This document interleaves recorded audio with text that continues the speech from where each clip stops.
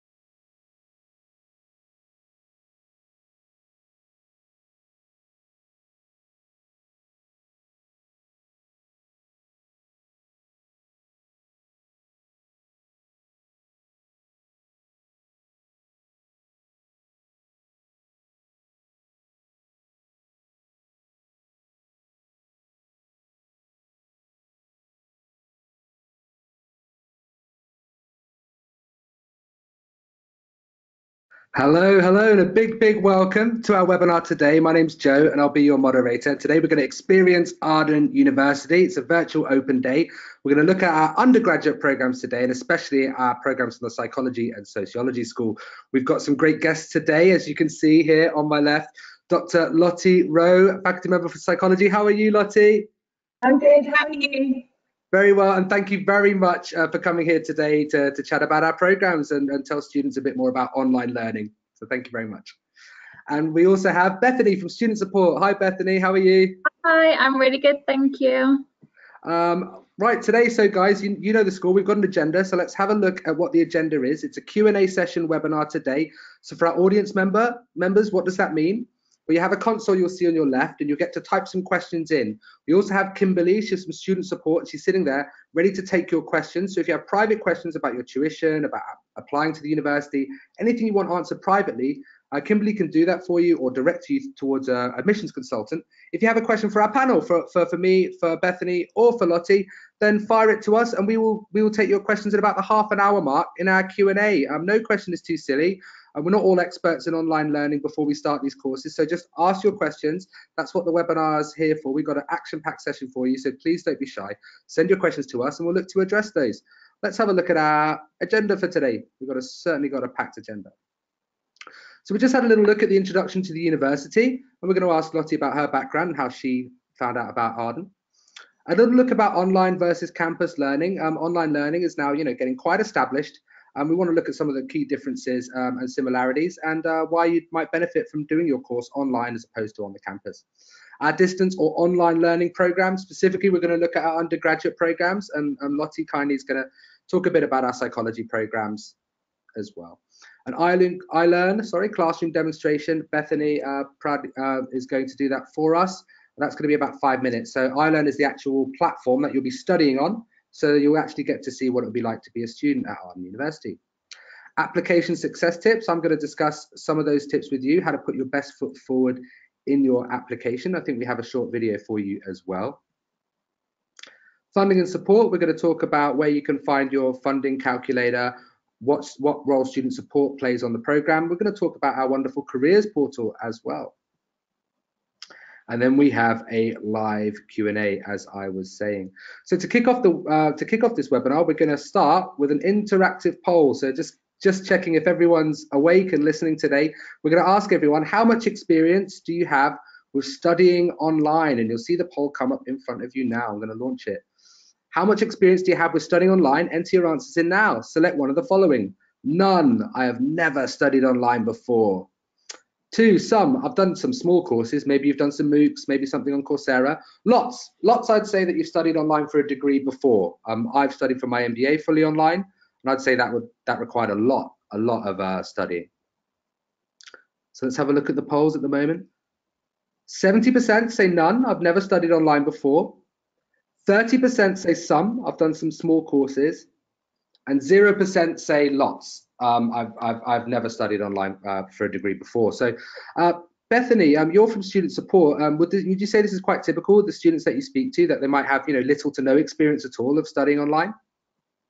Yeah, so definitely at undergraduate university level, we find that students are very new to online learning. So that's why we make sure that there's a really good support network in place, because we recognise not only are you there learning new academic content, but also that online environment is completely brand new. So yeah, you're not alone in being the only student who hasn't studied online before, and that's why we're here to support you through it.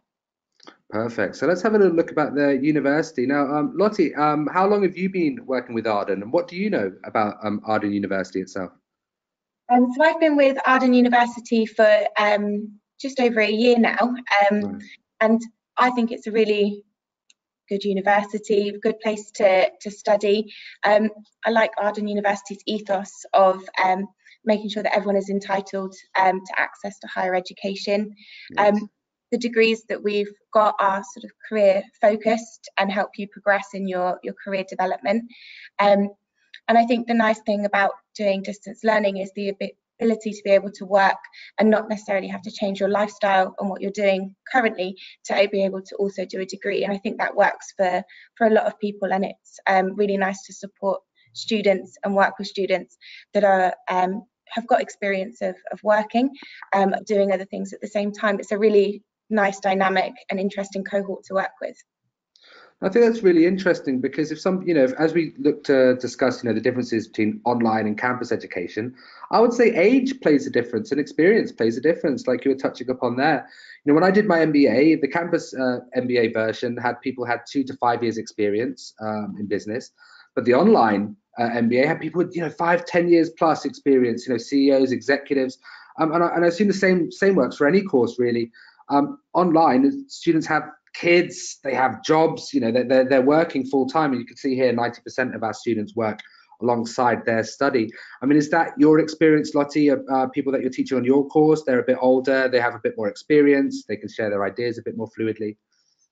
Yeah, I think there's a bigger range of ages of people on the course with different levels of experience, but I also think that that's mixed with people that are sort of newer to education with less experience. And I think that's the nice dynamic, is that everyone interacts together and your cohort is diverse and you're learning from each other.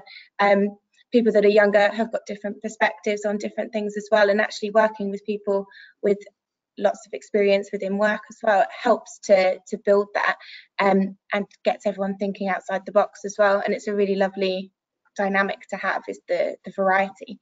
And yeah, the majority of people that are on the course are working either full-time or are parents and are fitting that around school and children as well. So it's a really lovely diverse cohort, I think. Yeah, I mean, that's the thing, fitting everything around their normal life and studying at the same time. And we're not going to say that it's an easy task. It is difficult. There is sacrifice. It is challenging to study online. But what do we really mean by flexibility, do you think, Lottie, when we say our programs, are flexible? It means that you can work around your schedule. You can work whenever it is that works for you. There's no sort of set times or set sessions that you need to attend, because everything is recorded. So even if you couldn't make a live session, you can listen to recordings and really study in your own way. You also don't have to attend sort of campus-based workshops and seminars, which means that you're flexible to work wherever you are. So whether that's some people wanting to work while they're abroad and do it while they're abroad, and some people want to do it in the evenings or weekends. It really is flexible to work around whatever someone's schedule is, which I think is the nice thing about it as well. Exactly. I mean, it's asynchronous learning. You don't need to be on there wired in, connecting to someone exactly at the same time as you write and they write back. Things are asynchronous. You can submit a piece of work, come back, look at feedback, and do that at your own pace. Now, obviously the assignments are going to be due when they're due, but there's flexibility around how you get there. Now, we say mobile as well. I don't like to talk about the degrees as only being flexible. I like to talk about them as being mobile. You can actually study on the go. Bethany, do students, in your experience, kind of study on the go? Can they download resources, etc.?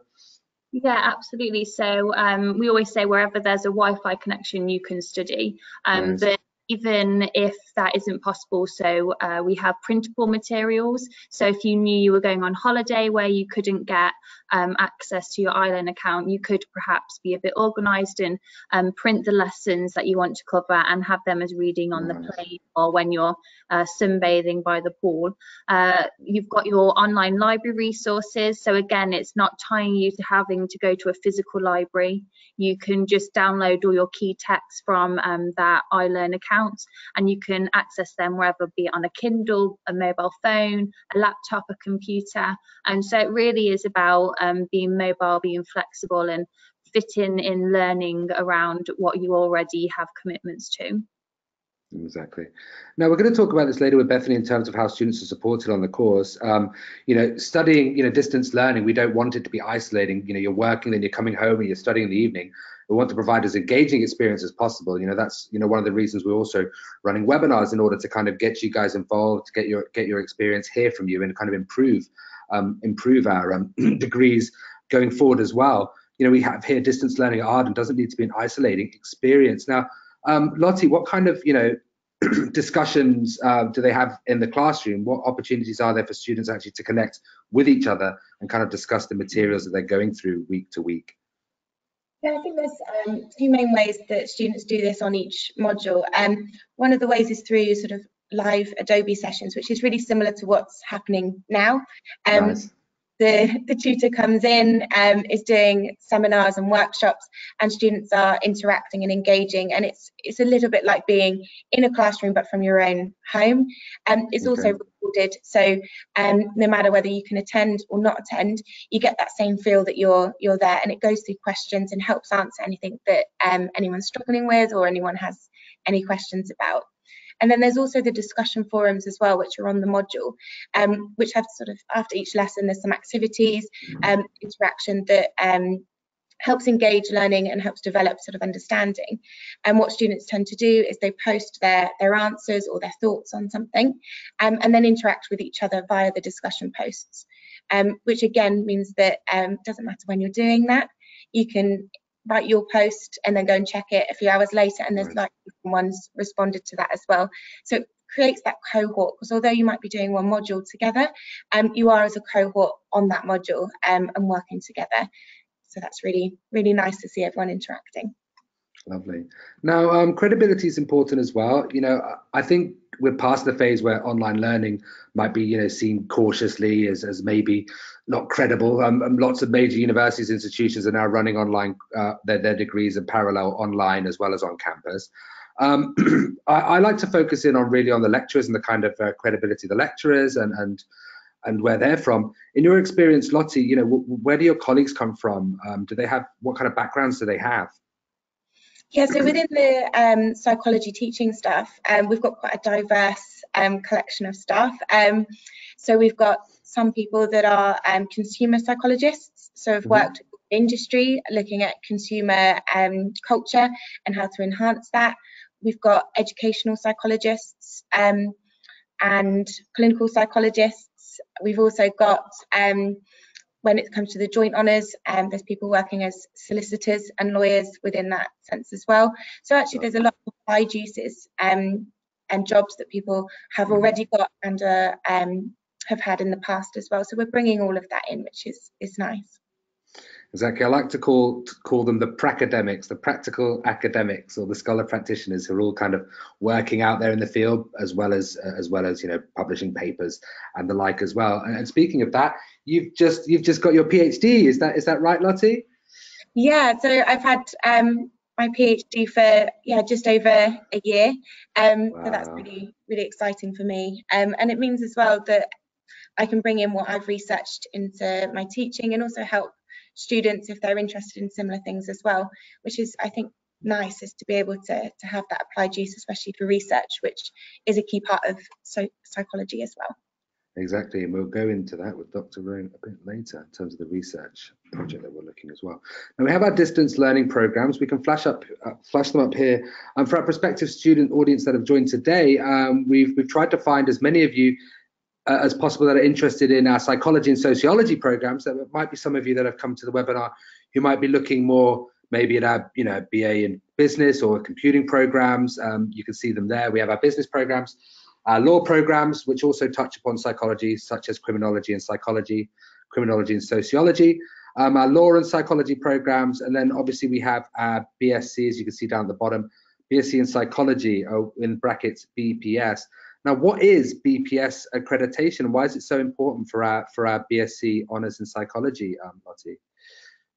So yeah, the BPS, which is the British Psychological Society, they regulate the psychology degrees and make sure that every degree that has BPS accreditation is meeting a gold standard for what they expect to be included within a degree.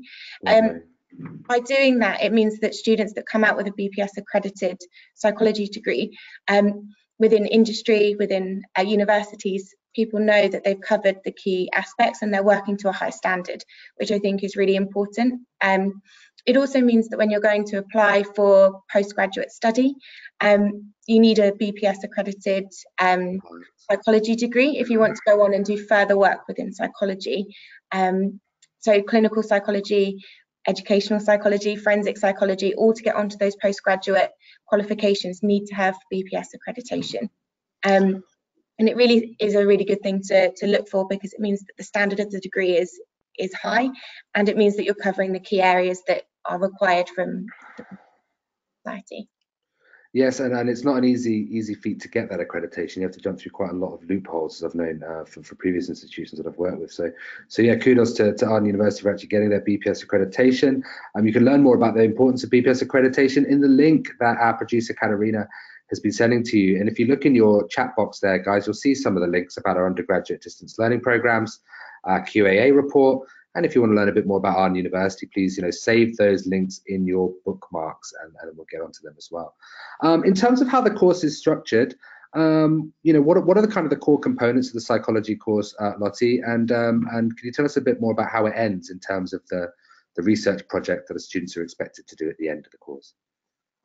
Yeah, so the psychology degree as a whole covers the core areas of psychology. So you get an insight into all of the different sort of paradigms and areas, such as developmental psychology, clinical psychology, biological and cognitive psychology, all of those sort of key areas. And then once you've developed and looked at those modules, you'll find that you are interested in maybe one topic area over another, that one sort of area of psychology is something that's really interesting to you. And throughout the process, you're doing research reports to get you prepped for what is a final research project, which is really the nice part of the degree. From doing sort of degrees and things, I think that the research project is probably the most exciting part, because it's where you get to choose the bit that interests you, develop a research project, and you conduct that and find out the results and write that up as part of your dissertation. And that's a really nice way to end the degree, and it really gives you lots of applied skills that employers are looking for as well. That independent learning, that ability to interpret results and write those up within a designated time frame, which is really good. Lovely. So what kind of careers are your students looking to kind of progress onto, or are they looking to kind of thrive within their existing careers, in the psychological profession, or are they looking to start something? I think there's a really big mixture of both. So a lot of the students that are already on the course have got a lot of experience in certain areas, and some are doing the degree to enhance their career that they've got at the moment, so progress in their career development. Because it's BPS accredited, it also means that you can start a new career within psychology and progress within that as well. So once you've got the BPS accredited degree and you've graduated, you can go on to any area of psychology and gain accreditation and become a clinical psychologist, a forensic psychologist, educational psychologist. And a lot of people as well want to do this for teaching as well, because psychology is a really good degree course to lead into that as well, which is a really nice door to open up, especially, like you say, with the BPS accreditation. It shows it's a gold standard and a good level of working and education, so it's good. Exactly. I've even seen courses in organizational business psychology, so it's quite far reaching, what you can do with a degree like this. Absolutely. Yeah. Now let's have a look. What are we doing now? We're having a little look at our career portal. So let's just have a look now and see what we can see. Our Careers Centre has a lovely university video that we've got for you. So we're just going to show you that video now. Just bear with me.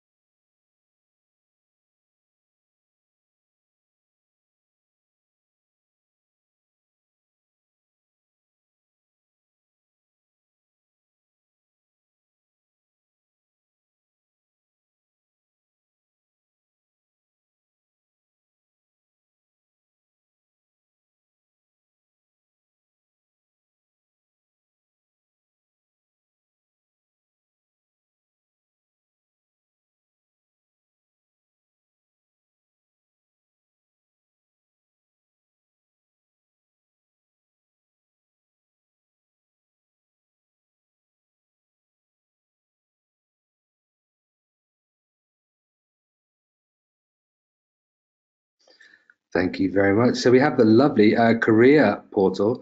What can students kind of expect from the career portal, and how can it help them advance their own careers? Bethany. Lottie's kind of touched on this. Arden's focus really isn't just academia, it's also looking at how we can help our students progress in their careers that they're already in, or the ones they are hoping to move forwards into. So the careers portal is with that in mind, so it allows students to not only explore the opportunities that are out there with a job search, but it can also help to prepare for kind of what they will be doing after their degree is finished. So like it said in the video, there's a CV building tool, there's the interview tool as well, so you can actually go into a simulator and practice those interview skills before you are put into that position. And then once a month there is the careers webinar. So again, much like this, it is held for and available for all students, and it focuses on different topics from leadership skills to negotiation skills, anything that will really help you in a career or in the workplace where you already are. And for any student that attends that monthly webinar, they are entitled to a free 15-minute session with the course advisor, and that can be really tailored kind of one-to-one with them, and you can really ask them any questions. You can get them to look over your CV for you and just really help you to navigate your way through the careers environment. And like we said, we always want our focus to be on where this degree can take you, and I think that should be a real driving force for our students when either making an application or continuing and progressing on the course. No, exactly, I'd agree, and I like there to be some incentive as well to, you know, attend and watch the information, and then you can gain access to find out a bit more that's a bit personal to yourself. And I do like that as well. It's important that people concentrate on their personal development goals throughout their degree. You know, the first thing you should be thinking when you're applying to do a university degree is what's going to happen at the end of it. Yeah. Where am I looking to go with this? And that should be your main question. And something like the career portal can kind of keep you on track. And it's okay to kind of change your mind depending on your learnings. If you find that you're learning a lot and you're moving in a different direction, then maybe your personal goals might change, and that's absolutely fine on the course. I certainly know that a lot of students who study, you know, master's programs definitely change their idea about what career they want to do. So we've got a classroom demonstration. So Bethany, I'm just going to make you presenter right now. So you can just show us a bit about the classroom environment and what students can kind of expect when they're learning. I'll just make you the presenter. You should see it come up on your screen now. Okay. There you go. Thank you very much. Take it away. So our iLearn, or virtual classroom, is what we call it. So this is where students will access their module, so their learning material. Now, each module is really set up much the same. So you will be able to access your iLearn and navigate to a module. So I've chosen a psychology module, and this is the first module you would be studying if psychology was the course you were choosing. So up here we have our tabs. So we've got My Learning, and here you have your lessons. Now these really replicate what students who were doing on-campus studying would attend. So you've got lesson 1 and all the way through to lesson 10. And within each lesson, there is the lesson content. So that's really the learning material that's been written by the academics. And there is an activity to kind of work in parallel with that learning material and to make sure that you have fully understood the lesson content. And then, as Lottie mentioned, we've got that discussion. So this is something that not only do the academics really encourage students to be involved in, but also student supporters. It's a way to kind of help with that learning, bounce ideas off one another, and to get some valuable feedback, not only from your peers, but from the academics as well. So down here we have our link to the printable lessons. So again, this allows for even further flexibility. So you can print out all the materials, so you can have that if you are unable to have a Wi-Fi connection. And then you've got different things to help you here. So you've got study schedule, and you've got these Adobe Connect sessions. So this is kind of how the module pages work. On the second tab, you've got your assessment. So again, you would be able to click here view your assignment question, and out there it really outlines what is expected, that assessment question, how you would upload your work, and again, to keep that flexibility, so there's no written work that you would need to post to us. That can all be submitted online, and we have that here on the module page as well. So this is the iLearn account. Not only is this where you can view all your lessons, on your first page, now mine looks a little different being a member of staff, but you can access the careers portal that I've just spoken about, so that would be here. We also have a study skills section, so this is available to students all the way through the course, and this is a fantastic tool if you need some help regarding your academic writing style, how to reference your work, if you want to kind of clue up on your numeracy skills, your exam skills, English language skills.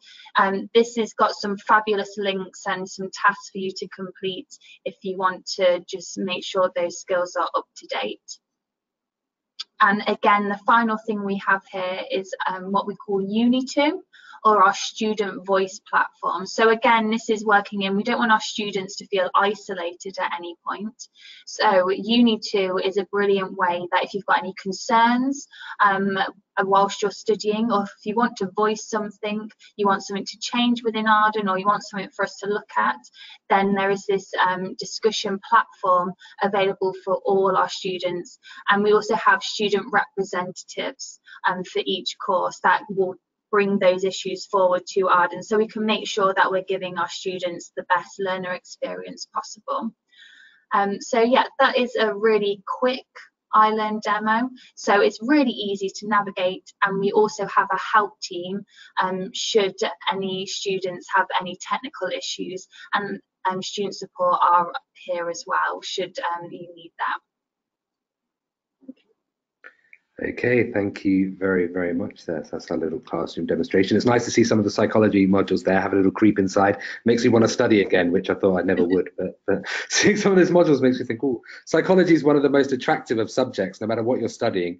You always think, I could study psychology later on. Everyone wants to study psychology. So I'm sure there's quite a lot of people looking at those modules thinking, oh, I could get my teeth into that as well. And apply. So the application process is very, very straightforward at Arden University. Just go to the website, find your perfect course, apply online. We process your application. We support you through your next steps. You'll get an acceptance letter from the admissions team, and then you can begin your course with an online induction. Now, you'll have to compile your documents. There are many ways to apply through the course. There is a standard and a non-standard way of applying. So let's kind of go through that as well. Now, a standard application is exactly as it sounds. You'll come through university. You'll have your transcripts and your degree. You'll have an English language test that you filled out, IELTS or something like that. You'll put that forward in your application, and you'll be working with your admissions consultant at the same time. Now, Bethany, for those that don't know, can you just describe what an admissions consultant does?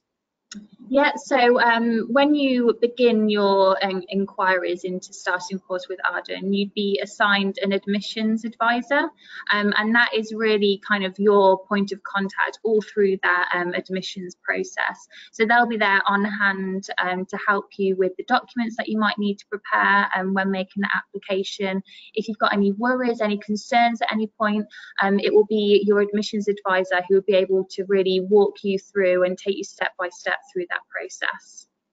Okay, exactly as well. And then we always say that students study together, succeed together. So there might be a lot of students who are looking to do the course with a colleague or with a friend or someone they've come through school with as well. And that's a possibility as well. We do have a wonderful referral program that our producer Katerina will send you a link for, and that's an opportunity really to do the same as someone else, recommending one of our distance learning programs to your friends, colleagues or family members. So that's an opportunity for you guys as well to apply together. If you want to know more about that, just ask your admissions consultant and they'll tell you all about that. You receive a little offer as well, I believe £250 or so for referring a friend or a colleague as well. So that's something nice that you can do. Now in the application process, you'll have to send forward your transcripts of your education experience. You'll have to put forward your work experience. If you're applying to a master's program, perhaps that's something you might have to detail in greater detail. Then you put your educational background down and your letter of motivation. Like we were saying before, you need to really be thinking about where the course is going to take you, where you're going to be at the end of the course. So if you want to be a clinical psychologist, for instance, you need a BPS accredited psychology degree, then you should be detailing in your motivational statement how you believe this course is going to help you become that clinical psychologist and why you want to learn psychology in order to move you forward in your career, for example. That's basically the application process. If you want to learn more about that, please speak to your your admissions consultant, and they will be able to go through that whole thing for you, as well as any questions that you might have about funding or support. Now, if you go to our website, you'll see that there's a course calculator here. How much is my course? Now, I'm from the Netherlands. I'd be interested in a master's degree, so I can click there and I can figure out how much my course costs. So there's, £975 there, 6 installments. And you can look at how long you'd like to complete the degree in. Obviously, if you're completing the degree in a longer period of time, then it's going to be smaller and more frequent payments. Then obviously, if you're doing it in a shorter amount of time, it'll be slightly more every month. That's what it's going to cost you. So you need to look at your average cost per year for distance learning, as it says here, and you can do that on a sliding scale as well. Now, tuition fees include your online induction, so you can learn about time management, what to expect on the course, how to organize your materials, how to tackle the library, etc. All the study materials and your handbooks, your tutor and student support, your access to the platform, and obviously your access to the career portal as well. And thank you, Katerina, you've just put the fees and the funding options there in the chat. So if you want to check those out and save as a bookmark, go and click on that, and you can have a little look at that later and find out how much you want to be paying for your course. For most international students, there is a deposit for the course, so you can ask your admissions consultant about that as well. Bethany, student support, a very important fabric of our online degrees. I always say that support is the last thing you're thinking about when you're applying to do any degree, but it's the first thing you think about the second you're trying to hand in your assignment and you don't know what you're doing. What does student support do for Arden University, and how do they help our students? So we are really there, we're working in partnership with the academic team. So tutors will be there to focus on those academic questions. Student support are there for any issues that arise outside of those studies. So we look after students who perhaps have had personal issues, health-related issues that have prevented them from being able to submit in that particular study period. So we can really discuss options there and help guide students through the next steps. We're there really as the cheerleaders, so if you're having a bit of a wobble and you're not sure if you can carry on, if you can continue, and then it's student support that you can either email or call, and we can just we can talk through. We kind of become a bit of a counsellor in a way. We're there for the student if they're just having a worry. Likewise, if they're having some issues with navigating iLearn, it all seems a little bit too daunting on that first module, and they're not sure where they need to go, what they need to do next, then we are at the end of the phone, at the end of an email, and we can just kind of put your minds at rest and make sure that you're set and ready to go on the module and on your course. Oh, I just think it's so important to have that service. Otherwise, you can get very down very quickly if you're struggling with something academically. You might be struggling online, or you might be in a remote area traveling, with limited internet connection or something, and you just need to talk to someone and you need to sort it out. And that's what student support are there for, an essential part of your degree, and something that you get when you pay your tuition. You become a student. Student support, something that you get as part of the package of joining Arden University, and it's a very important part of that package itself. So thank you very much, Bethany. Thank you, Lottie. Also thank you for Kimberly in the background, and Katerina for sending links out throughout this webinar. And we do have some questions from our audience. We're going to fire those questions through in the next 5 to 10 minutes before we leave. We're just going to have a look. I'm just reading them now, so just bear with me. Some are specific to psychology, some of them are a bit more about online learning in general.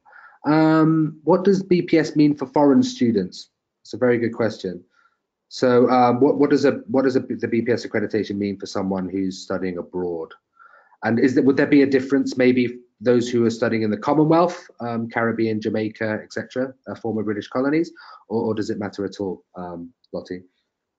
So the BPS opens the doors in the UK to do further study and qualify in the UK as a psychologist. That's the route that's needed with that. The BPS is recognised internationally as the British regulating body. So if I'm honest, I haven't actually experienced anyone ask me a question about whether they can use BPS accreditation abroad, but I know that it's internationally recognised. Whether they can transfer that and open up doors to study and become a psychologist in another country with that, I would probably have to look into to find that out.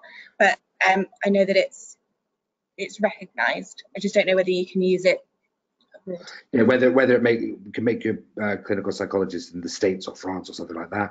That's something you'd have to look into further. But I do believe, from my experience before dealing with these programs, is BPS will certainly, the accreditation will certainly stand weight in the Commonwealth countries as well. So I know I've got people on this call right now from Canada, from Jamaica, Caribbean, Australia, those countries. These kind of British accreditations are still recognised across the Commonwealth as well to practice. And then I think they're generally recognised globally anyway.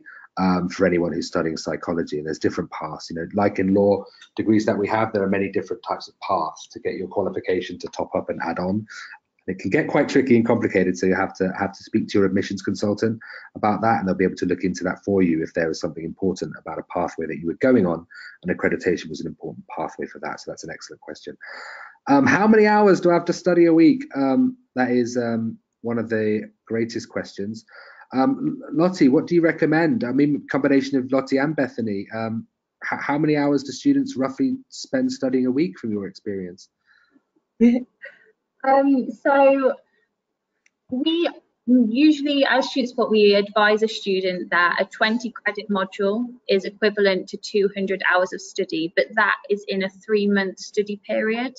Now, there really are no set rules as to how many kind of hours you do in a week. With there being 10 lessons, we would encourage you to kind of tackle a lesson a week, and then that gives you 2 weeks at the end to focus on the assignment. But for many students, kind of keeping in mind with this flexible style of learning, it might be that some weeks you can devote more time to studies because you know that, I don't know, you've got parents' evening the following week, or you've got a children's play to attend. So it really is, there's no set rules as to how many hours you must be covering a week. From my experience of the students I look after, the students that do kind of do well in assignments are those that they don't necessarily do lots of study at one set at a time, but they're regularly just doing kind of short bursts, checking in every so often and kind of ticking over quite nicely, making sure they're getting little bites and snippets of information along that 3-month study period rather than leaving everything to the end. Okay, that makes sense. That makes sense. Perfectly makes sense as well. And we have some questions about mode of payment. What's the mode of payment for foreign students? Usually, I believe it's bank transfer or Flywire. I think you can speak about that with your admissions consultant. How do you know the timetable for the semester? Bethany, how do students kind of understand, what work they've got for each semester? I mean, I believe you can work at different paces. So will that be particular to the student? Yeah, so when you are enrolled and you're on your iLearn, so before you can release your first module, you'll go through our induction module, and this really outlines how study works at Arden. So again, not all students will be on the exact same route of study because it is flexible. So some students will wish to progress much faster than others. You will be able to see all the modules that you have to complete for your course. You have a program handbook which will not only give you an overview of each module, but it will also detail how that module is assessed. We don't ever release a module to you. You decide when you want to study. So you tell us at the start of a study period, you will release a module and that will register it for submission at the end of the study period. But again, that's not something that we will obviously monitor your progression and try and urge you to keep on progressing. But if you need a study free period, then that is more than possible. So Okay. Yeah, what I would say is if you ever are unsure as to where you are in your studies and what you need to do next, then it'd be student support that could advise you further. Perfect. Now we have two questions that are basically the same question, but back to front. How long will the program take, or how fast can I complete the program? So we saw there on the kind of sliding calculator for your tuition that you can kind of try to do the program in a year, 2 years, 3 years, 4 years. I mean, if you're really doing a program in a year, I would say it's pretty much full time. It'd be very hard for you to keep a full-time 40-hour week job and do the entire psychology degree in a year. Would that be fair, Lottie? Would you say for part-time it's mostly 2 to 3 years? Do you want me to sorry. The fastest time you can complete really studying at full-time rate is 3 years for an undergraduate psychology degree. Right. But you do have a maximum of 9 years to complete.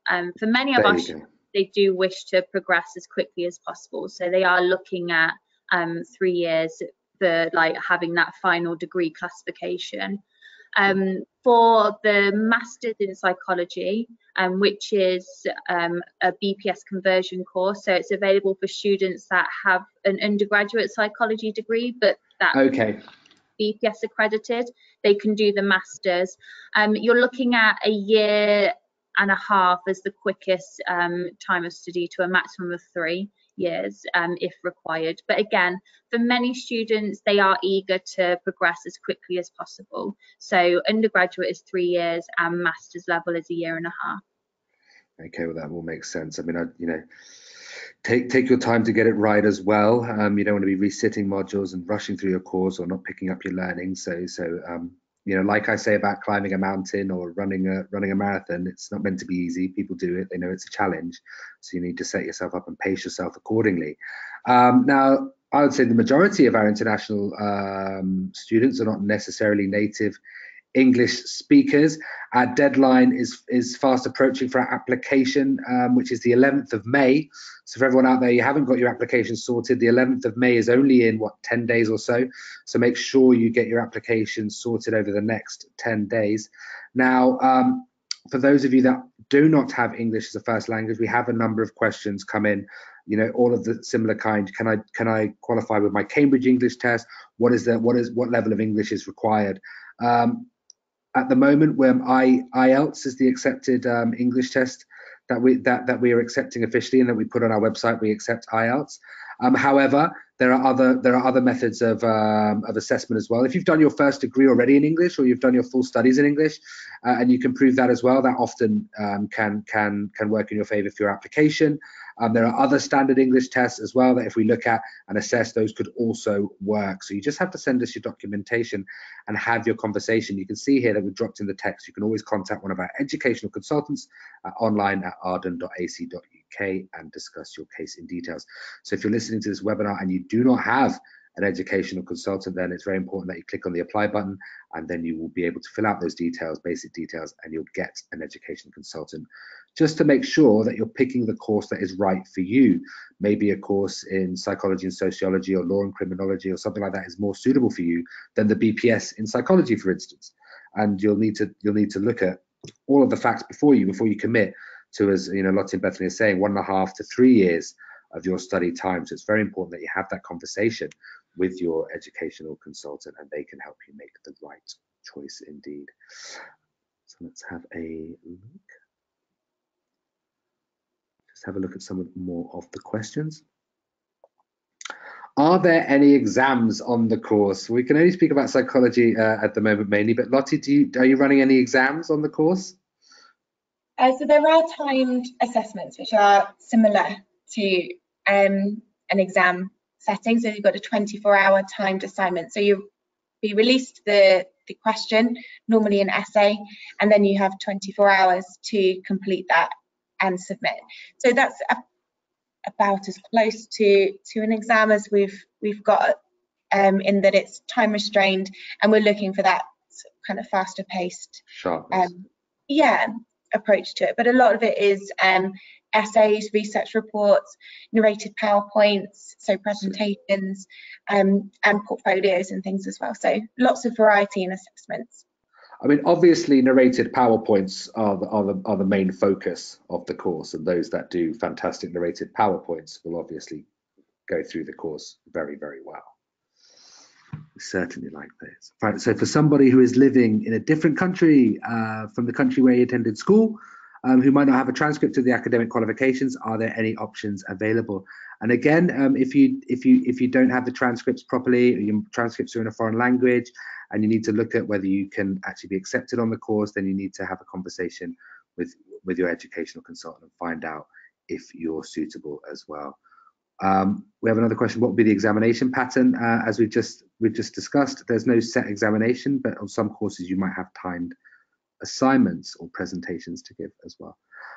That concludes our questions for the day, guys. We've had all of our questions in from our audience. If you have any more questions, please send them into online@arden.ac.uk, and we'll make sure that we answer them over the next couple of days. Please remember your application deadline for the current intake is the 11th of May. So if you want to start your application, you can click here, arden.ac.uk, studying with us, and we've just sent that in the link at the moment, so you can go and save that on your bookmarks. And it only leaves me to remind you to take our handouts, please. You have a couple of handouts, our big prospectus with all of our courses in there. Get your way through that. We have also another handout on employer sponsorship, how you can discuss with your employer a way to get credit to study as well. And it just leaves me to say a big thank you to our panel, to our back panel, Katerina, for producing the session, to Kimberly for taking our questions. Thank you very much, Bethany, live panel, for giving us our classroom demonstration and your insight. And thank you very much, our wonderful faculty guest, Dr. Lottie Rowe. Thank you for attending today. Thanks, guys. I hope you enjoyed the session. Thank you. Thank you. And this has been an Arden University webinar. I wish you well, and we'll all see you in class. Thank you very much, and good evening to all of you. Please remember to do the survey. Thank you.